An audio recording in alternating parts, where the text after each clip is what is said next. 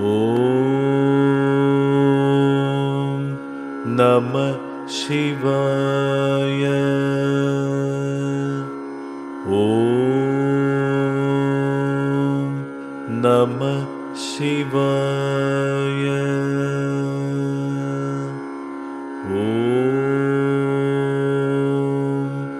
നമ ശിവായ.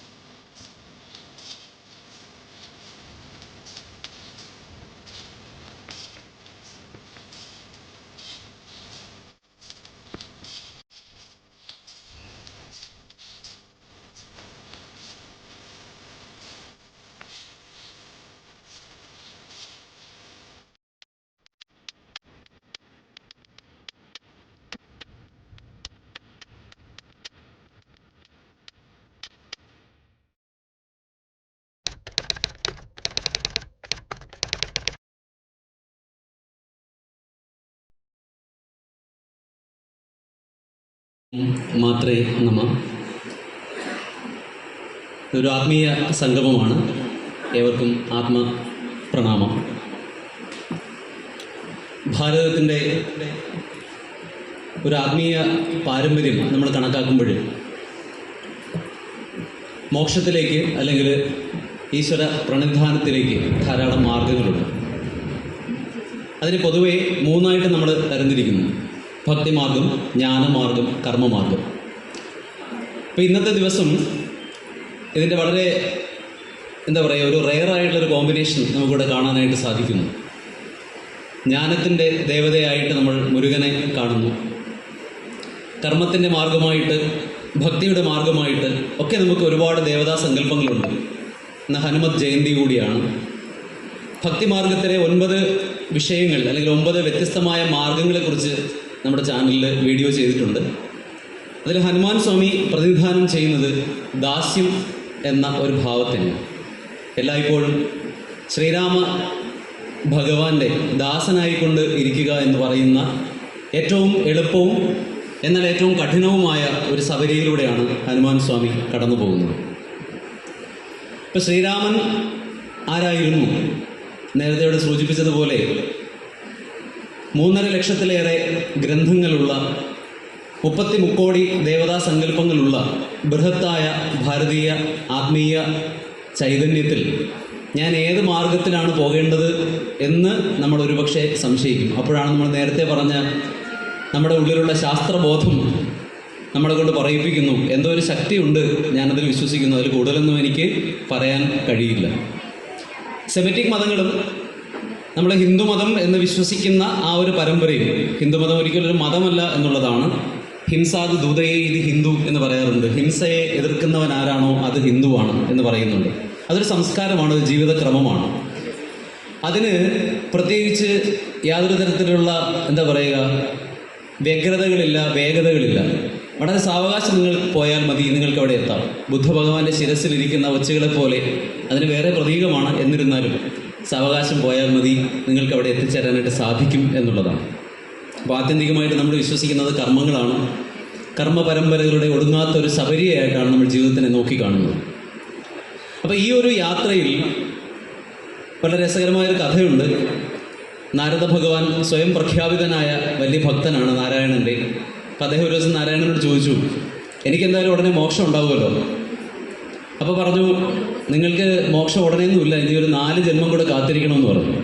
അപ്പോൾ നാരദൻ ക്ഷുഭിതനായി. നാരദൻ പറഞ്ഞു, എപ്പോഴും നാരായണ ജപിച്ചുകൊണ്ടിരിക്കുന്ന എനിക്കിനി 4 ജന്മമോ എന്ന് പറഞ്ഞിട്ട് അദ്ദേഹം ദേഷ്യത്തോടെ ഇറങ്ങി നടക്കുമ്പോൾ വരുന്ന വഴിയിൽ ഒരു പുളിമരത്തിൻ്റെ ചുവട്ടിൽ ഒരു ഭ്രാന്തൻ ഇരുന്ന് ഊഞ്ഞാലാടിക്കൊണ്ടിരിക്കുന്നത് കണ്ടു. അപ്പോൾ ഈ ഭ്രാന്തൻ നാരദനെ കണ്ടോടനെ ചോദിച്ചു, എനിക്ക് ഉടനെ ഞാൻ മോക്ഷമുണ്ടോ? അപ്പം നേരത്തെ ആ ഒരു ചെറിയ കലിപ്പ് കിടക്കുന്നുണ്ട്. നാരദൻ പറഞ്ഞു, ഈ പുളിമരത്തിൽ എത്ര ഇലകളുണ്ടോ അത്രയും ജന്മങ്ങൾ കഴിഞ്ഞാൽ നിനക്ക് മോക്ഷം കിട്ടും. അപ്പം നാരദൻ വിചാരിച്ചത് ഇയാൾ ആകപ്പാടെ വിഷമിക്കുന്ന. പക്ഷേ ആ ഭ്രാന്തൻ ഉറക്കെ പൊട്ടിച്ചിരിച്ചുകൊണ്ട് പറഞ്ഞു, അപ്പോൾ ഒടുവിൽ എനിക്കും മോക്ഷമുണ്ട്. ആ ഒരു പ്രതീക്ഷ എനിക്കും ഉണ്ട് എന്ന് വിചാരിച്ചുകൊണ്ട് അയാൾ ആനന്ദ നൃത്തം ചെയ്തു എന്നും ആ നിമിഷം വിഷ്ണുവിൻ്റെ പാർഷദന്മാർ വന്ന് അദ്ദേഹത്തിനെ സ്വർഗത്തേക്ക് കൊണ്ടുപോയി എന്നുമാണ് കഥ. അപ്പോൾ നോക്കൂ, ഇവിടെ ഈ വഴിയിൽ ഭക്തി ഉണ്ടായിരുന്നോ, കർമ്മം ഉണ്ടായിരുന്നോ, ജ്ഞാനം ഉണ്ടായിരുന്നോ എന്നൊക്കെ ചോദിച്ചു കഴിഞ്ഞാൽ ഒന്നുമില്ല. നിഷ്കളങ്കമായ ഒരു സറണ്ടർ മാത്രമാണ്, അല്ലെങ്കിൽ അംഗീകരിക്കൽ മാത്രമാണ് അവിടെ സംഭവിച്ചത്. അപ്പോൾ ഇതുപോലെ വ്യത്യസ്തമായ ഒരുപാട് മാർഗങ്ങൾ നമുക്ക് കാണാനായിട്ട് സാധിക്കും. അപ്പം നമ്മുടെ കൃതികളെല്ലാം തന്നെ പല ആവർത്തി പല രീതിയിൽ വായിക്കേണ്ടതാണ്. ഭൗതികമായ കാഴ്ചപ്പാടിൽ അതിനൊരു തലമുണ്ട്, മാനസികമായ അർത്ഥത്തിൽ മറ്റൊരു തലമുണ്ട്, എന്നാൽ ആധ്യാത്മികമായ തലത്തിൽ മറ്റൊരു തലത്തിൽ അതിനെ വായിക്കണം എന്നുള്ളതാണ് നമ്മുടെ ഗ്രന്ഥങ്ങളിലെല്ലാം പ്രത്യേകത. നമ്മുടെ എല്ലാവരും തുഞ്ചത്ത് രാമാനുജൻ എഴുത്തച്ഛൻ്റെ രാമായണം കിളിപ്പാട്ട് ശ്രുതി ശുദ്ധമായിട്ട് നമ്മൾ ആലപിക്കാറുണ്ട്. പക്ഷേ രാമായണം എന്താണ്? ഈ പറയുന്ന രാമസ്യ അയനമാണോ അതോ രാമായണമാണോ? അല്ലെങ്കിൽ യോഗി മംഗള അദ്ദേഹം പറഞ്ഞതുപോലെ രമിക്കൽ മതിയാക്കലാണോ തുടങ്ങിയ അർത്ഥതലങ്ങളിലേക്കൊന്നും നമ്മൾ സഞ്ചരിക്കുന്നില്ല. ഞാൻ തന്നെ രാമനാണ്, ഞാൻ തന്നെയാണ് വാൽമീകി, ക്രൗഞ്ചവിഘ്നങ്ങളിൽ ഒന്ന് ഞാൻ തന്നെയാണ് എന്ന് ഉച്ചസ്ഥരം വിളിച്ച് ആഘോഷിക്കാൻ, അല്ലെങ്കിൽ ഉച്ചസ്ഥരം വിളിച്ച് പറയാനായിട്ടുള്ളൊരു ധൈര്യം ഇപ്പോൾ ശ്രീ യോഗി മംഗളയിലൂടെ നമുക്ക് സാധിക്കുന്നു. രാമായണം 23 എന്ന പുസ്തകത്തിലൂടെ രാമായണത്തിൻ്റെ മറ്റൊരു വർഷം നമുക്ക് കാണാൻ സാധിക്കുന്നതാണ്. ആരാണ് രാമൻ, ആരാണ് വിഭീഷണൻ, ആരാണ് ഈ ഓരോ കഥാപാത്രങ്ങളും എന്ന് വളരെ വ്യക്തമായിട്ട് നമുക്ക് പറഞ്ഞു തരുന്നു. അപ്പോൾ രാമൻ നമ്മളിൽ നിന്ന് മാറി നിൽക്കുന്ന ഒരു സംഗതിയല്ല. ഞാൻ തന്നെ രാമനാണ്. ഞാൻ രാമനാകണമെങ്കിൽ ആദ്യം ഞാൻ വാൽമീകി ആകണം. വാൽമീകി ആകണമെങ്കിൽ ഞാനൊരു കാട്ടാളനാണെന്ന് സ്വയം എന്ത് ചെയ്യണം? അംഗീകരിക്കണം. നമ്മളെല്ലാവരും കാട്ടാളന്മാരാണ്, അല്ലേ? നമ്മളെല്ലാവരും കാട്ടാളന്മാരാണ്. ആ അംഗീകാരമാണ് നമുക്ക് രാമനിലേക്കുള്ള വഴി തെളിക്കുന്നത് എന്ന് സുവ്യക്തമായിട്ട് അദ്ദേഹം നമുക്ക് പറഞ്ഞു തരുന്നതാണ്. ഇപ്പോൾ ശ്രീരാമൻ നമുക്ക് എല്ലാവർക്കും അറിയാം. അദ്ദേഹം തീർച്ചയായിട്ടും ദശാവതാരങ്ങളിൽ ഒന്നാണ്. അപ്പോൾ ഈ ദശാവതാരം നമ്മൾ വർഷങ്ങളായിട്ട് കേൾക്കുന്നുണ്ട്. ഇടയ്ക്കൊക്കെ നമ്മുടെ ഒരു ശാസ്ത്രബോധം പറയുന്നുണ്ട്, ശാസ്ത്രീയമായിട്ടും അത് ശരിയാണ്. കാരണം ആദ്യം ജീവൻ ഉണ്ടായത് ജലത്തിലാണ്, പിന്നീട് അത് കരയിലേക്ക് കയറി വന്നു, ആംഫീബിയനായി, അത് കഴിഞ്ഞിട്ട് അടുത്ത സാധനമായി എന്നൊക്കെ നമ്മൾ പറഞ്ഞു വെക്കുന്നുണ്ട്. എന്നാൽ ഇതിനൊരു സ്പിരിച്വൽ തലമുണ്ട്, ഒരു ആത്മീയ തലമുണ്ട്. അതുകൂടി നമ്മൾ മനസ്സിലാക്കി കഴിഞ്ഞാൽ നമുക്കറിയാൻ പറ്റും നമ്മുടെ ആത്മീയ പാരമ്പര്യം എത്രത്തോളം ശക്തമാണ് എന്നുള്ളത്. ഒരു ദൈവം മുകളിലിരിക്കുന്നു, ആ ദൈവത്തിനെ നിങ്ങൾ വിളിച്ചുകൊണ്ടിരുന്നാൽ തീർച്ചയായിട്ടും ദൈവം നിങ്ങളെ പ്രസാദിക്കും. അല്ലെങ്കിൽ തീർച്ചയായിട്ടും നിങ്ങളെ ദൈവം എന്ത് ചെയ്യുന്നു? നിത്യ നരകത്തിലേക്ക് കൊണ്ടിടും, വറുക്കും, പൊരിക്കും എന്നൊക്കെ പറഞ്ഞ് ഭീഷണിപ്പെടുത്തിയാണ് പല മതങ്ങളും അല്ലെങ്കിൽ പല സിദ്ധാന്തങ്ങളും. നമ്മുടെ യഥാർത്ഥത്തിൽ ദൈവം എന്ന് പറയുന്നത് നിർമ്മമമായ സ്നേഹം മാത്രമാണ്, തിരിച്ചറിവ് മാത്രമാണ് എന്ന് ഭാരതീയ സംഹിതകൾ എപ്പോഴും പറയുന്നു എന്നാണ്. അതുകൊണ്ട് തന്നെയാണ് ഇവിടുത്തെ എന്താ പറയുക, ഋഷീശ്വരന്മാർക്ക് പറയാൻ പറ്റിയത് അഹം ബ്രഹ്മാസ്മി, ഞാൻ തന്നെയാണ് ഈശ്വരൻ എന്ന് ധൈര്യത്തോടു കൂടി പറയാൻ അവർക്ക് സാധിച്ചതെന്നാണ്. അപ്പോൾ ഈ അവതാരങ്ങളിൽ മത്സ്യാവതാരം എന്തിനെ കാണിക്കുന്നു? നമ്മളെല്ലാം പല ആൾക്കാരും ഇപ്പം മത്സ്യാവതാരമാണ്. എന്ന് വെച്ചാൽ എന്താ? മത്സ്യത്തിന് പ്രത്യേകിച്ച് ലക്ഷ്യബോധമില്ല, എങ്ങോട്ടെങ്കിലും നീന്തിക്കൊണ്ടിരിക്കും. നമ്മളും അതുപോലെയാണ്, അല്ലേ? രാവിലെ എഴുന്നേറ്റ് എന്തെങ്കിലും കുറേ കാര്യങ്ങൾ ചെയ്യുന്നു. ഞാൻ എവിടെ നിന്നാണ് വന്നത് ഒരു ഐഡിയയും ഇല്ല, എങ്ങോട്ട് പോകുന്നു ഒരു പിടിയുമില്ല, എന്ന് മരിക്കും ഒരു ധാരണയും ഇല്ല. മരിക്കില്ല എന്നാണ് പലരും നമ്മൾ വിചാരിച്ചിരിക്കുന്നത്. അതുകൊണ്ടാണ് വേറൊരാൾ മരിക്കും നമ്മൾ പറയുന്നു കഷ്ടം, അല്ലേ എന്ന് പറയും. നമുക്ക് അങ്ങനെ പറയാനുള്ള അധികാരമില്ല. കാരണം ഇന്നു നീ നാളെ ഞാൻ എന്നുള്ളത് നമ്മൾ അറിയണം എന്നാണ്. അപ്പോൾ മരണത്തെക്കുറിച്ചുള്ള ഒരു ബോധം നമ്മുടെ ഉണ്ടെങ്കിൽ തീർച്ചയായിട്ടും അത് നമ്മുടെ ഉള്ളിലുള്ള ആത്മീയമായ പുരോഗതിക്കുള്ള ഒരു തീർച്ചയായുള്ളൊരു എന്താ പറയുക, ഒരു തിരിതെളിക്കൽ ആയിരിക്കും എന്നുള്ളൊരു സംശയമില്ല. അപ്പോൾ നമ്മളെല്ലാവരും നമ്മുടെ മത്സ്യം അല്ലെങ്കിൽ ഞാനിപ്പോൾ ഈ അവതാരങ്ങൾ പറയുമ്പോൾ നിങ്ങൾക്ക് തന്നെ അറിയാം നിങ്ങൾ ഓരോരുത്തരും ഏത് സ്ഥാനത്താണ് നിൽക്കുന്നതെന്നാണ്. അപ്പോൾ നമ്മുടെ ചുറ്റാകെ ഒരുപാട് മത്സ്യാവതാരങ്ങൾ നമുക്ക് കാണാൻ പറ്റും, അല്ലേ? നമ്മൾ കുറച്ച് ഗ്രേഡ് കൂടിയ ആൾക്കാരാണ്. അപ്പോൾ ഈ അത് കഴിഞ്ഞിട്ട് കൂർമ്മം വരുമ്പോൾ കൂർമ്മത്തിൻ്റെ പ്രത്യേകത എന്താ? അത് 5 ഇന്ദ്രിയങ്ങളെയും അകത്തേക്ക് വലിക്കുന്നു എന്നാണ്, അല്ലേ? 4 കാൽപാദങ്ങളെയും അതുപോലെ അതിൻ്റെ വാലിനെയും അകത്തേക്ക് വലിക്കുന്നു, അത് കഴിഞ്ഞിട്ട് ശിരസിനെ വലിക്കുന്നു എന്ന് പറയുമ്പോൾ നമ്മൾ ഈ ഭൗതികമായ കാര്യങ്ങളിൽ നമുക്ക് മതിയായി മടുപ്പുണ്ടായിട്ട് നമ്മൾ എന്ത് ചെയ്യുന്നു? പതുക്കെ നമ്മുടെ ഇന്ദ്രിയങ്ങളെ അകത്തേക്ക് വലിച്ചു തുടങ്ങുന്നു. നമ്മുടെ ബോധത്തിനെ അകത്തേക്ക് വലിച്ചു തുടങ്ങുന്ന ഒരു അവസ്ഥയിൽ നമ്മൾ എത്തിയാൽ നമ്മൾ കൂർമാവതാരമായി കഴിഞ്ഞു എന്നാണ്. നമുക്ക് എന്ത് രസകരമായിട്ടാണ് പറഞ്ഞു വെച്ചിരിക്കുന്നത്. അപ്പോൾ നമ്മളൊക്കെ കൂർമ്മത്തിൻ്റെ ഒരു തുടക്കമാണെന്ന് എനിക്ക് തോന്നുന്നു, അല്ലേ? ഒരു കൈ നമ്മളിങ്ങനെ വലിക്കും, പക്ഷേ അത് അപ്പോൾ തന്നെ പുറത്തോട്ടിടുകയും ചെയ്യും. കാരണം നമുക്ക് ഈ ഭൗതികമായ കാമനകളോടുള്ള അതുകൊണ്ട് തീരുന്നില്ല. നമ്മൾ പറയണം, ഇന്നും കൂടെ ഇതൊക്കെ ഒന്ന് ആഘോഷിച്ചിട്ട് നാളെ തൊട്ട് ഞാൻ എന്തായാലും വ്രതം പിടിക്കാമെന്ന് പറഞ്ഞിട്ടിരിക്കുകയാണ്, അല്ലേ? അതാണ് നമ്മുടെ. അപ്പം നമ്മൾ കൂർമ്മത്തിൻ്റെ ഇതിലേക്ക് എത്തി നോക്കുന്നതേ ഉള്ളൂ. അത് കഴിഞ്ഞിട്ട് അടുത്ത വരാഹമാണ്. വരാഹ അവതാരം എന്ന് പറഞ്ഞാൽ നമ്മുടെ ഉള്ളിലുള്ള ഭൂമി തത്വത്തിനെ നമ്മൾ ഉണർത്തുന്നു എന്നാണ്. കുണ്ടലിനി ശക്തി, പന്നി അറിയാമല്ലോ, വരാഹം തൻ്റെ തേറ്റ വെച്ച് ഭൂമിയെ കുത്തിപ്പൊക്കുന്നു എന്ന് പറഞ്ഞാൽ നമ്മുടെ മൂലാധാര ചക്രത്തിൽ ആദ്യമായിട്ട് ഒരു കൊത്തു കൊടുക്കുന്നു, അല്ലെങ്കിൽ അവിടെയുള്ള ഭൂമി തത്വത്തിനെ നമ്മളിങ്ങനെ മുകളിലേക്ക് തള്ളുന്നു എന്നാണ് വരാഹ അവതാരത്തിൻ്റെ അല്ലെങ്കിൽ വരാഹമൂർത്തിയുടേതായ എന്താ പറയുക, ആത്മീയമായിട്ട് നമുക്കതിനെ വിശദീകരിക്കാൻ കഴിയും. അപ്പം നമുക്ക് പലർക്കും ആ ഒരു വരാഹ രൂപം നമുക്ക് വന്നിട്ടുണ്ട്. ചെറിയൊരു തള്ളൽ നമ്മൾ ചെയ്തു തുടങ്ങിയിട്ടുണ്ട്. നമ്മളിങ്ങനെ, അല്ലേ, നമുക്കൊരു ചെറിയ പൊക്കൽ ഇങ്ങനെ വന്ന് തുടങ്ങിയിട്ടുണ്ട്. പോകുന്നതിനേക്കാൾ താഴെ ശക്തമായിട്ട് വരും. ഇന്നലെ ഇവിടെ വന്നപ്പം ആരോ എന്നോട് ചോദിച്ചതാണ്, എങ്ങനെയാണ് നമുക്ക് ലെവിറ്റേഷൻ ചെയ്യാൻ കഴിയുക, എങ്ങനെയാണ് നമുക്ക് പറക്കാൻ പറ്റുക എന്ന് ചോദിച്ചു അല്ലേ. അപ്പോൾ നമ്മുടെ ഉള്ളിൽ ഈ പറഞ്ഞ 4 ഈ പറയുന്ന പഞ്ചഭൂതങ്ങളിൽ 4ാമത്തേത് ഇവിടെ ആയിരിക്കുന്നത്, നമ്മുടെ ഹൃദയത്തിന്റെ ഭാഗത്ത് വരുന്നു. നമുക്കിവിടെ ശ്വാസം എന്ന് പറയുന്നു. ശ്വാസത്തിന്റെ ഗതിയിലേക്ക് നമ്മൾ പൂർണ്ണമായിട്ട് ലയിക്കുമ്പോൾ തീർച്ചയായിട്ടും നമുക്ക് എന്ത് ചെയ്യാൻ പറ്റും, തറയിൽ നിന്ന് ഉയരാനായിട്ട് സാധിക്കും. അതൊരു സിദ്ധിയൊന്നും അല്ല, നമുക്കത് തീർച്ചയായിട്ടും ചെയ്യാൻ പറ്റും. ഹഠയോഗികളൊക്കെ ചെയ്യുന്ന രീതിയാണ് എന്ന് ഞാൻ ഇന്നലെ അവിടെ പറഞ്ഞു. ഒരുപാട് കാര്യങ്ങൾ പറയേണ്ടതാണ്. അപ്പോൾ ഈ ഇത് കഴിഞ്ഞിട്ട് അടുത്ത വരുന്നതാണ് നരസിംഹാവതാരം.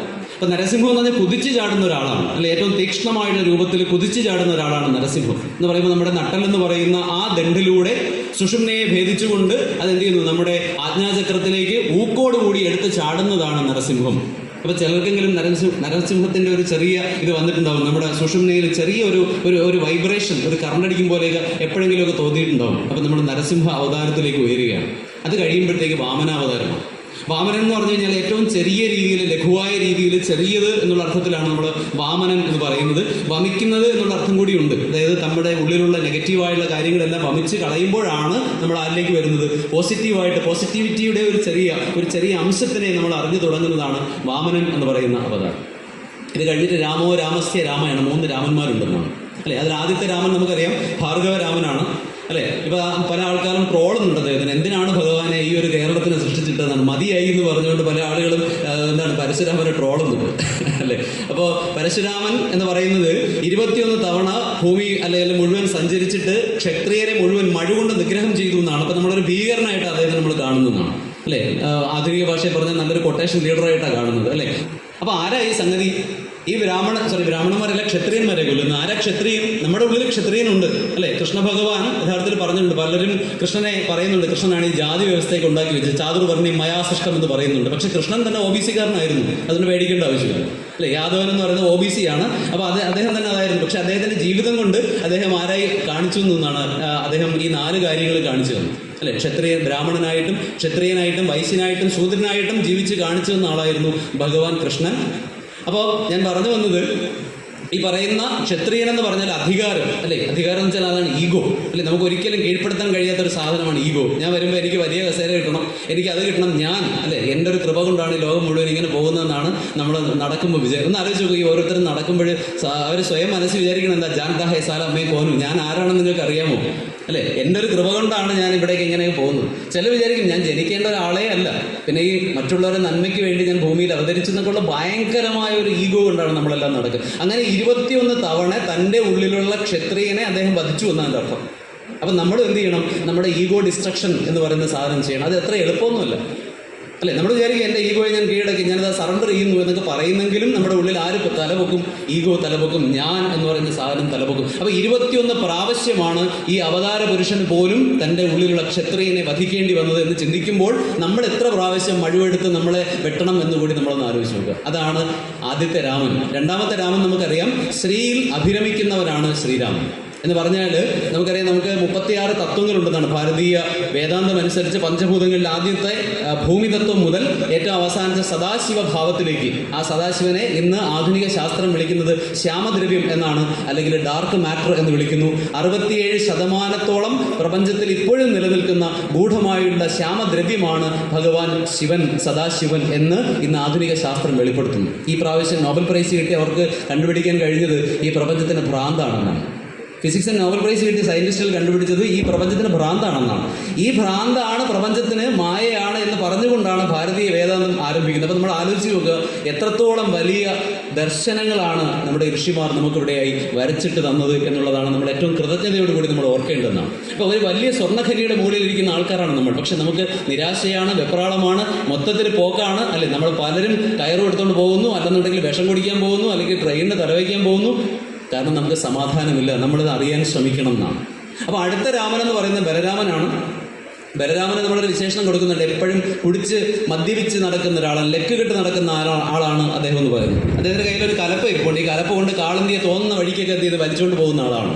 പക്ഷെ അതിൻ്റെ അർത്ഥം എന്താണെന്ന് ചോദിച്ചാൽ, നമ്മുടെ ഉള്ളിലൂടെ ഒഴുകുന്ന അമൃതം എന്ന് പറയുന്ന സംഗതിയാണ് ഇവിടെ കാണുന്നത് അല്ലേ. അമൃതപ്രവാഹം നമ്മളിൽ ഉണ്ടാകുന്ന നമ്മുടെ ഈ പറയുന്ന ആധാരചക്രങ്ങൾ ഭേദിച്ച് ആജ്ഞയിലും കടന്ന് മുകളിലേക്ക് പോകുമ്പോൾ നമ്മുടെ ഈ സഹസ്രാര പത്മത്തിൽ നിന്ന് നമുക്ക് എന്തുണ്ടാകുന്നു? അമൃതപ്രവാഹം ഉണ്ടാകുന്നു. ഈ അമൃതപ്രവാഹത്തിനെ തനിക്കിഷ്ടപ്പെട്ട സ്ഥലങ്ങളിലേക്ക്, തനിക്കിഷ്ടപ്പെട്ട എന്താ പറയുക ചക്രങ്ങളിലേക്ക് കൊണ്ടുപോയി എന്താ പറയുക അതിനെ അവിടെ കൊണ്ട് സംഗമിപ്പിക്കാൻ കഴിവുള്ള ആളാണ് ബലരാമൻ. ആദ്യത്തെ അർത്ഥം. അപ്പൊ കലപ്പ എന്ന് പറയുന്നത് ഈ പറയുന്ന സാധനത്തിനെ കൊണ്ടുപോകാനുള്ള കഴിവുള്ള ആളാണ് എന്ന് നമ്മൾ ആലോചിച്ചു. ഈ ദേവതകളുടെ ഓരോ ആയുധങ്ങൾക്കും എന്തുണ്ട്? അതിൻ്റെതായ അർത്ഥമുണ്ട്. ഇവിടെ അദ്ദേഹം നമുക്കിപ്പോൾ വ്യക്തമായിട്ട് ഇവിടെ പറഞ്ഞു തന്നു എന്താണ് വജ്രായുധം എന്ന് പറഞ്ഞു തന്നു അല്ലേ. ദധീജി മഹർഷിയുടെ നട്ടല് ഒരു ദേവേന്ദ്രൻ ഉണ്ടാക്കിയ ആയുധം മാത്രമല്ല, അത് നമ്മുടെ നട്ടലും നമ്മുടെ റിബ്സിനെയും പ്രോപ്പറായ രീതിയിൽ നമ്മുടെ ശ്വസനക്രിയകളെ നിർത്തി കഴിയുമ്പോൾ നമുക്ക് ശരിയായ രീതിയിൽ എന്ത് ചെയ്യാൻ പറ്റും? ഈ പറയുന്ന വജ്രായുധത്തിലേക്ക് ഉയരാൻ സാധിക്കും. ദേവന്മാരുടെ ഇന്ദ്രനാകാൻ അല്ലെ ദേവന്മാരുടെ ദേവനാകാൻ നമുക്ക് സാധിക്കുമെന്നാണ് ശ്രീ യോഗി മംഗള അദ്ദേഹത്തിന്റെ പുസ്തകങ്ങളിലൂടെ വിശദീകരിച്ചു തരുന്നത്. അപ്പോൾ ബുദ്ധമതത്തിന്റെ 4 ബ്രാഞ്ചുകളിൽ ഒന്നായ വജ്രയാനത്തിലെ ഏറ്റവും ശക്തനായിട്ടുള്ള ഗുരുവാണ് ഗുരു പത്മസംഭവൻ. അദ്ദേഹത്തിന്റെ അവതാരം മുൻ അവതാരമായിരുന്നു ശ്രീരാമൻ. നമുക്ക് എത്ര നിഗൂഢമായ വെളിപ്പെടുത്തലുകളാണ് നമുക്കിവിടെ ഓരോ ദിവസം കിട്ടിക്കൊണ്ടിരിക്കുന്നതെന്നാണ് അല്ലെ. അപ്പൊ ബലരാമൻ എന്ന് പറയുന്ന ആള് മദ്യപിക്കുന്നു എന്ന് പറയുമ്പോൾ എന്താണ് അദ്ദേഹത്തിന്റെ മദ്യപാനം? ഈ പറയുന്ന അമൃതാണ്. ഈ അമൃതരസം നുകരുമ്പോൾ അദ്ദേഹം ഭ്രാന്തനെ പോലെ ആയി പോകുന്നു അല്ലെ. ഒരുപാട് സൂഫി സന്യാസിമാരെ നമുക്കറിയാം, അവരിങ്ങനെ നൃത്തം ചെയ്യുകയാണ് ചെയ്യുന്നത്. ഗുരു നാനാക്ക് അദ്ദേഹം എന്താ ചെയ്യുന്നത്? ചന്തസ്ഥലത്ത് പോയിട്ട് അദ്ദേഹത്തിന്റെ സുഹൃത്തിനോടൊപ്പം ചേർന്ന് ചെണ്ട വായിച്ചുകൊണ്ട് ആനന്ദ നൃത്തം ചെയ്യുകയാണ് ചെയ്യുന്നത്. എനിക്ക് എന്താ പറയുക ഗൂസ് ബംസ് ഉണ്ടാകുന്നത് പറയുമ്പോൾ. മീരാബായി ഇതാണ് ചെയ്തുകൊണ്ടിരുന്നതെന്നാണ്. എല്ലാത്തിനെയും മറന്ന് പ്രപഞ്ചത്തിൽ ഇറങ്ങി നൃത്തം ചെയ്തുകൊണ്ടിരിക്കുകയാണ് ചെയ്യുന്നതെന്നാണ്. അപ്പോൾ അവർക്കെല്ലാം ഈ ആനന്ദത്തിൻ്റെതായ അമൃത സ്പർശം ലഭിക്കുമ്പോഴുണ്ടാകുന്ന ഒരുതരം വിഭ്രാന്തിയാണ്. പക്ഷെ അത് പൂർണ്ണമായിട്ടും നിലനിൽക്കുന്നില്ല. ഇടയ്ക്കിടയ്ക്ക് അവർ ലൗകികതയിലേക്ക് തിരിച്ചിറങ്ങി വന്നുകൊണ്ടിരിക്കുന്നു. ഭഗവാൻ രാമൻ എന്ന് പറയുന്നത് ഭൗതികതയുടെയും ആത്മീയതയുടെയുമായി ഇടയ്ക്ക് നിൽക്കുന്ന ഒരാളാണ് അല്ലെ. രാമന്റെ ജീവിതം നമുക്കറിയാം, ഒരുപാട് കഷ്ടപ്പാടുകളും ദുരന്തങ്ങളും നിറഞ്ഞ ഒന്നാണ് ഭഗവാൻ രാമന്റെ ജീവിതം. പക്ഷെ അവിടെയും അദ്ദേഹം എന്ത് ചെയ്യുന്നു? തന്റെ ഈ ശ്രീ ഉപാസനയിലേക്ക് അദ്ദേഹം പോകുന്നു എന്നാണ്. അപ്പൊ ശ്രീയുമായിട്ട് രമിക്കുന്നവരാണ് ശ്രീരാമൻ എന്ന് നമ്മൾ പറഞ്ഞു വെച്ചു. ബലരാമൻ കുറച്ചുകൂടി ഉയർന്ന പൊസിഷനിലുള്ള ആളാണ്. അദ്ദേഹത്തിനെ നമ്മൾ പറയുന്നത് സവികൽപ്പ സമാധി എന്നാണ് പറയുന്നത് അല്ലെ. യോഗയിലെ ഏറ്റവും ഉയർന്ന സവികൽപ്പ സമാധിയിൽ നിൽക്കുന്ന ആളാണ്. അതായത് ഇടയ്ക്കിടയ്ക്കിടയ്ക്ക് അദ്ദേഹത്തിന് ആത്മീയ ആനന്ദം ഉണ്ടാകും, ആത്മപ്രഹർഷം ഉണ്ടാകും അല്ലെ, ഏറ്റവും വലിയ ആനന്ദം ഉണ്ടാകും. പക്ഷെ കുറച്ച് കഴിയുമ്പോൾ ലൗകികതയിലേക്ക് അദ്ദേഹം തിരിച്ച് ഇറങ്ങി വരുന്നു. ഇതാണ് ഈ പറയുന്ന സവികൽപ്പ സമാധി. അത് കഴിഞ്ഞിട്ട് അടുത്തത് വരുന്നത് ആരാണ്? അത് വരുന്നത് അത് കഴിഞ്ഞിട്ട് ശ്രീകൃഷ്ണ അവതാരം വരുന്നു. പൂർണ്ണ അവതാരം എന്നാണ് കൃഷ്ണനെ നമ്മൾ അറിയപ്പെടുന്നതാണ് അല്ലെ. കൃഷ്ണൻ നിൽക്കുന്ന പൊസിഷൻ തന്നെ നമുക്കറിയാം. ഒരു കാല് തറയിൽ ഉറപ്പിച്ചിട്ടും മറ്റേ കാല് വെറുതെ തൊട്ടുകൊണ്ടുമാണ് നിൽക്കുന്നത്. ആ നിൽപ്പിന് തന്നെ ഒരു പേരുണ്ട്, അതിനെ ത്രിഭംഗി എന്നാണ് പറയുന്നത്. വെച്ചാൽ നമ്മൾ ഒരേ സമയം ഭൂമിയിൽ ജനിച്ചു എന്നുള്ള കാരണം കൊണ്ട് നമ്മളിവിടെ ഉറച്ചു നിൽക്കണം, കർമ്മങ്ങൾ ചെയ്യണം, ഇട്ടിട്ട് പോകാൻ പാടില്ല. നിങ്ങൾ വന്നത് കുറേ കർമ്മങ്ങൾ തീർക്കാനാണ്, നിങ്ങൾ തന്നെ എടുത്ത ജന്മമാണ്, നിങ്ങൾ തന്നെയാണ് നിങ്ങളുടെ അച്ഛനെയും അമ്മയെയും സെലക്ട് ചെയ്തത്, നിങ്ങൾ തന്നെയാണ് നിങ്ങളുടെ കുട്ടികളെ സെലക്ട് ചെയ്തത്, നിങ്ങൾ തന്നെയാണ് ഈ സ്ഥലം ആവശ്യപ്പെട്ടത്. അപ്പം നിങ്ങൾക്ക് അതിനെ നിരാകരിക്കാൻ യാതൊരു എന്തുമില്ല, സാധ്യതയുമില്ല. ഈ നിമിഷം ഇവിടെ ഇരുന്നു കൊണ്ട് ഞാൻ നിങ്ങളുമായിട്ട് സംസാരിക്കുമ്പോൾ, നിങ്ങൾ ഞാനുമായിട്ട് സംസാരിക്കുമ്പോൾ ഇതിവിടെ നടക്കേണ്ടതാണ്. ഇതിനെ നമുക്ക് മാറ്റാനായിട്ട് സാധിക്കുകയില്ല അല്ലെ. അതാണ് ആ നിയമം എന്ന് പറയുന്നത്. അപ്പോൾ ഒരു കാലം ഉറപ്പിച്ച് വെച്ചിരിക്കുന്നു എന്ന് പറയുമ്പോൾ അതിൻ്റെ അർത്ഥം എന്താണ്? നിങ്ങൾ ദൃഢചിത്തരായിട്ട് നിങ്ങൾ കർമ്മം ചെയ്യുക. എന്നാൽ മറ്റേ കാലം നമ്മൾ തൊട്ടിട്ടേ ഉള്ളൂ. അതിൻ്റെ അർത്ഥം എന്താ? ഏത് നിമിഷവും ഇവിടുന്ന് പോകണം അല്ലെ. 5 ഏക്കർ വസ്തു വാങ്ങിക്കുമ്പോൾ ആലോചിക്കണം, ഞാൻ കർമ്മം ചെയ്തു, പക്ഷെ അടുത്ത നിമിഷം ആലോചിക്കണം ഇതെനിക്ക് ഇവിടുന്ന് കളഞ്ഞിട്ട് പോകാനുള്ളതാണ് അല്ലെ. ഇതേ രീതി നമ്മുടെ ഉള്ളിൽ വന്നു കഴിഞ്ഞാൽ പിന്നെ ആനന്ദം മാത്രമേ ഉള്ളൂ. കാരണം ഞാനും പ്രപഞ്ചവും രണ്ടല്ല, ഞാൻ തന്നെയാണ് പ്രപഞ്ചം, ഇതെല്ലാം എൻ്റേതാണ്. അതാണ് കൃഷ്ണൻ എന്നുള്ള പദത്തിന്റെ അർത്ഥം തന്നെ എന്താണ്? ആകർഷിക്കുക എന്നാണ്. എല്ലാം എന്നിലേക്ക് ആകർഷിച്ചു കൊണ്ടേയിരിക്കുന്നു. എനിക്കൊന്ന് ഏറ്റവും പോപ്പുലറായ ദൈവങ്ങളിലൊന്ന് കൃഷ്ണനാണെന്ന് തോന്നുന്നു അല്ലെ. എല്ലാവർക്കും ഇഷ്ടമാണ്. കാരണം ഏത് രീതിയിൽ വേണമെങ്കിലും കാണാം. ഉണ്ണിക്കണ്ണനായിട്ട് കാണാം, കാമുകനായിട്ട് കാണാം അല്ലെ, ആരായിട്ട് വേണമെങ്കിലും ഭഗവാൻ കൃഷ്ണനെ കാണാം. അപ്പൊ കൃഷ്ണൻ എന്ന് പറയുന്നത് എപ്പോഴും ആനന്ദം മാത്രമുള്ള നിർവികൽപ്പ സമാധി എന്ന് പറയുന്ന അവസ്ഥയിൽ നിൽക്കുന്ന ആളാണെന്നാണ്. നിർവികൽപ്പ സമാധിയിലാണ് അദ്ദേഹം നിൽക്കുന്നത്. അത് കഴിഞ്ഞിട്ട് വരുന്നത് ഖഡ്കി എന്ന് നമ്മൾ പറയുന്നു, കൽക്കി എന്ന് പറയുന്നു. അതായത് ഇനി വരാൻ പോകുന്ന എല്ലാ പ്രശ്നങ്ങളെയും എനിക്ക് കൃഷ്ണഭാവത്തിൽ നിന്ന് കഴിഞ്ഞാൽ എനിക്ക് എന്ത് ചെയ്യാൻ പറ്റും എന്നാണ്, അതിനെ നേരിടാനായിട്ട് സാധിക്കും. അപ്പോൾ ഇനി നമ്മൾ ദശാവതാരങ്ങളെ കുറിച്ച് ചിന്തിക്കുമ്പോൾ നമ്മൾ സ്വയം ഇതിൽ ഏതവസ്ഥയിൽ നിൽക്കുന്നു. നമ്മൾ മത്സ്യമാണെങ്കിൽ പതുക്കെ നമ്മൾ എന്ത് ചെയ്യണം? കൂർമ്മത്തിലേക്ക് ഗ്രേഡ് മാറാനായിട്ട് ശ്രമിച്ചുകൊണ്ടിരിക്കുക, അതിൽ നിന്ന് വരാഹത്തിലേക്ക് മാറാൻ ശ്രമിച്ചുകൊണ്ടിരിക്കുക. ഇങ്ങനെയുള്ള ഒരു അവസ്ഥാന്തരം നമുക്ക് ഓരോരുത്തരും വന്നു ചേരുമ്പോഴാണ് ശരിക്കും നമ്മൾ എന്ത് ചെയ്യുന്ന ആത്മീയമായ ഒരു വലിയ പുരോഗതി ഉണ്ടാകുന്നത്, ഉന്നമനം ഉണ്ടാകുന്നതെന്നാണ്. മഹാഭാരതത്തിൻ്റെ പല ഭാഗങ്ങൾ നമുക്ക് പല രീതിയിൽ കാണാം. അതിലേറ്റവും പ്രധാനമായിട്ടുള്ളത് ഭഗവത്ഗീത തന്നെയാണ്. അതേപോലെ തന്നെ രാമായണത്തിൽ ഒരുപാട് കാര്യങ്ങളുണ്ട്. ലക്ഷ്മണ ഉപദേശം ഉണ്ട് എന്നാണ് കേട്ടിട്ടുണ്ടാവും. ലക്ഷ്മണ ഉപദേശം നമുക്കൊരു സന്തോഷം വരുമ്പോൾ നമ്മൾ ആലോചിക്കാറില്ല, എനിക്ക് എന്ത് ഇത്രയും പൈസ കിട്ടുന്നത്, എന്തിനാണ് എല്ലാവരും എന്നെ സ്നേഹിക്കുന്നത് എന്ന് നമ്മൾ ആരും ചിന്തിക്കുകയല്ല. പക്ഷെ നമ്മളോട് ആരെങ്കിലും വിരോധം വയ്ക്കുകയോ ഒരു അസുഖം വരികയോ നമുക്കൊരു കഷ്ടകാലം വരികയോ ചെയ്യുമ്പോൾ നമ്മൾ എന്ത് വിചാരിക്കും? എനിക്ക് മാത്രം എന്താണ് ഈ പ്രശ്നം? അപ്പം ലക്ഷ്മണ ഗീത നമ്മൾ വായിക്കണം. ഇനി അതിൻ്റെ ഒരു ചെറിയൊരു ഭാഗമുണ്ട്, വിഭീഷണ ഗീത എന്ന് പറയും. അതുകൂടെ പറഞ്ഞിട്ട് ഞാൻ അവസാനിപ്പിക്കാം. വിഭീഷണ ഗീതയിൽ വിഭീഷണന് ഭയങ്കരമായൊരു സംശയം ഉണ്ടായി എന്നാണ്.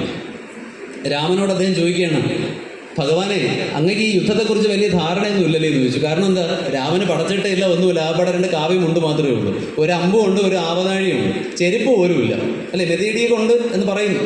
അദ്ദേഹത്തിന് രഥമില്ല, ഒന്നുമില്ല. അപ്പോൾ ചോദിക്കുന്നത്, യുദ്ധത്തെക്കുറിച്ച് വലിയ പിടിയൊന്നുമില്ലല്ലേ? അപ്പുറത്ത് നിൽക്കുന്ന ആളാരാ? 10 തലയുള്ള ആളാണ്, അല്ലേ? അടുത്ത കാലത്ത് നമ്മളൊരു പാട്ടൊക്കെ കേട്ടായിരുന്നു, എന്താണ്, പടപൊരുതണം എന്നുള്ളൊരു പാട്ടൊക്കെ നമ്മൾ കേട്ടതാണ്. അവിടെ വലിയ സംഭവമായിട്ട് നിൽക്കുകയാണ്. കൈലാസം എടുത്ത് പൊക്കാൻ ശ്രമിച്ച ആളാണ്, അല്ലേ? അപ്പോൾ ഇത്രയും വലിയൊരാളിനോട് യുദ്ധം ചെയ്യാൻ പോകുമ്പോൾ എന്താ അതിൻ്റെ വേണ്ടത് പ്രിപ്പറേഷൻ ഒന്നും ഇല്ലല്ലോ. അപ്പോൾ രാമൻ പറഞ്ഞ മറുപടി ഉണ്ട്, എൻ്റെ മനസ്സാണ് എൻ്റെ രഥം, അല്ലേ? എൻ്റെ മനസ്സാണ് എൻ്റെ രഥം. ആ മനസ്സ് വെച്ചാണ് നമുക്ക് ഈ കാലത്തിൽ അത് ആവശ്യമാണ്. അതുകൊണ്ടാണ് പറഞ്ഞത്, അല്ലേ? ആ മനസ്സാണ് എൻ്റെ രഥം.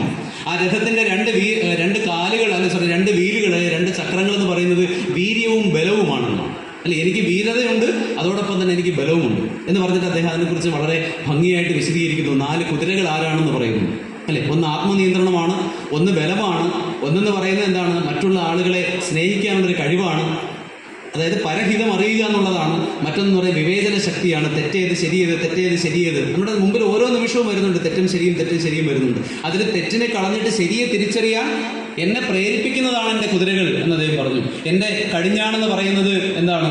എൻ്റെ കടിഞ്ഞാണെന്ന് പറയുന്നത് ക്ഷമയാണ്, അതുപോലെ തന്നെ സമതയാണ്, കൃപയാണ് എന്നൊക്കെയാണ് അങ്ങോട്ട് വിശദീകരിച്ചു കൊടുക്കുന്നത്. അപ്പോൾ ഇനി മുതൽ രാമായണം വായിക്കുമ്പോൾ ഈ ഒരു കാഴ്ചപ്പാടിൽ കൂടി വായിക്കണമെന്ന് ഞാൻ ആഗ്രഹിക്കുന്നു. പ്രിയപ്പെട്ട രജിത്തേട്ടൻ നേരത്തെ പറഞ്ഞ ആ ബാബയുടെ പേര് ഹർഭജൻ സിംഗ് ബാബ എന്നാണ്. അദ്ദേഹത്തിന് ഇപ്പോഴും ഭാരതീയ ആർമി എന്ത് ചെയ്യുന്ന ഓരോ ഗ്രേഡുകൾ കൊടുത്തുകൊണ്ടിരിക്കുന്നു. നമ്മുടെ ചാനലിൽ അദ്ദേഹത്തെക്കുറിച്ച് പറയാനും പരിചയപ്പെടുത്താനും എനിക്ക് സാധിച്ചു. അതൊരു വലിയ കാര്യമാണ്. അപ്പോൾ ഈ 2 മഹത്തുക്കളെയും നമ്മുടെ ചാനലിലൂടെ കൊണ്ടുവരാനും അവരെ എന്താ പറയുക, അവരുമായിട്ട് സംവദിക്കാനും ഒക്കെ സാധിച്ചു. അതും വലിയൊരു കാര്യമാണ്. 2020 ജോലി ഉപേക്ഷിക്കുമ്പോൾ യഥാർത്ഥത്തിൽ ഇങ്ങനെയൊക്കെ ആവുമെന്നൊന്നും ഒരു ധാരണ എനിക്കുണ്ടായിരുന്നില്ല. അപ്പോൾ ജീവിതം ഇങ്ങനെ മുമ്പോട്ട് ഒഴുകിക്കൊണ്ടിരിക്കുക തന്നെയാണ്. അപ്പോൾ ജീവിതം ഒഴുകട്ടെ. അപ്പോൾ അതിൽ പൂജ്യ ഗുരുദേവ് ശ്രീ രവിശങ്കർ പറയുന്ന പോലെ ലെറ്റ് ഇറ്റ് ഗോ, എല്ലാം പോട്ടെ, എന്തിനാ പിടിച്ചു വയ്ക്കുന്നതെന്നാണ്. നമ്മളിങ്ങനെ പിടിച്ചു വയ്ക്കുന്നതിന് കുഴപ്പം, അങ്ങ് വിടുക, അത് അതിൻ്റെ വഴിക്ക് പൊക്കോട്ടെ. ഈ നിമിഷം നിങ്ങൾ സന്തുഷ്ടരാണ്, അത്ര മാത്രം ആലോചിക്കുക, സന്തോഷത്തിലിരിക്കുക, ആനന്ദത്തിലിരിക്കുക. ഇത് മാത്രമാണ് പറയാനുള്ളത്. എന്തായാലും ഈ വേദിയിൽ ഇങ്ങനെ ഒരു അവസരം കിട്ടിയതിന് ആരോടാണ് നന്ദി പറയേണ്ടതെന്ന് എനിക്കറിയില്ല. ഞാൻ സാധാരണയായിട്ട് പറഞ്ഞു നിർത്തുന്ന ഒരു ക്ലോസിംഗ് നോട്ടുണ്ട്. ഈ ഒരു നിമിഷം ഇങ്ങനെ സാധ്യമാക്കിയതിന് അറിയാവുന്നതും അറിഞ്ഞുകൂടാത്തതുമായ എല്ലാ കൃപകൾക്കും എല്ലാ നിമിത്തങ്ങൾക്കും സാദര പ്രണാമം അർപ്പിക്കുന്നു. നന്ദി. ഒരു ചെറിയ ആഗ്രഹം കൂടെ ഉണ്ട്. എൻ്റെ അമ്മ പോയി, ഒരുപാട് അമ്മമാരെ കിട്ടുന്നുണ്ടെങ്കിലും വളരെ പ്രിയപ്പെട്ട ഒരമ്മ വളരെ ദൂരം സഞ്ചരിച്ച് തൻ്റെ 80 വയസ്സ് കഴിഞ്ഞിട്ട് അമ്മ ഇവിടെ കാണാനായിട്ട് വന്നിട്ടുണ്ട്. രജിത്തേട്ടനെ കാണാനും കൂടിയാണ് അമ്മ വന്നത്. അപ്പോൾ ആ അമ്മയെ എനിക്കൊന്ന് പാദനമസ്കാരം ചെയ്യണമെന്നും ആഗ്രഹമുണ്ട്. അമ്മയെ ഞാൻ സ്നേഹപൂർവ്വം വേദിയിലേക്ക് വിളിക്കുകയാണ്. ഇത് ഔട്ട് ഓഫ് ദ പ്രോഗ്രാമാണ്, ക്ഷമിക്കണം. അമ്മ ദേവിയെന്ന് വരണം സ്റ്റേജിലേക്ക്. ശ്രീദേവി അന്തർജനം. നമ്മുടെ തരണനല്ലൂർ കുടുംബ അംഗമാണ് അമ്മ. അപ്പോൾ എല്ലാവരും ഒന്ന് എഴുന്നേറ്റ് നിന്നാൽ വലിയ സന്തോഷമായിരിക്കും.